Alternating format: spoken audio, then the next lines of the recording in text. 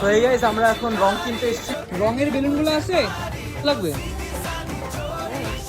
আমরা মদ কাকটেলের জন্য এগুলো বানাচ্ছি।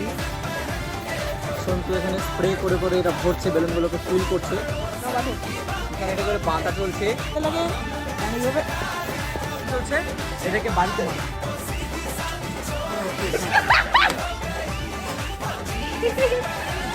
ওটা ছিল আবির খেলার শেষের দিকের ক্লিপ।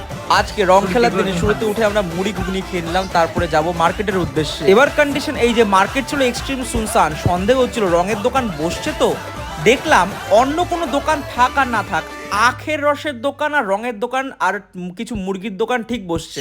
এবার আমরা মার্কেট ঘুরে ঘুরে পিচকারি, রং, জল রং, আবির আদি ইত্যাদি স্প্রে, রং মশাল ইত্যাদি কিনে নিলাম। আর শেষের দিকে গিয়েছিলাম জন্য স্টকগুলো অনেক কমে কমে পেয়ে গেছি। আমরা এখন সমস্ত কিছু পারচেস করে ফিরছি। এবার হবে মদ কাকটেল।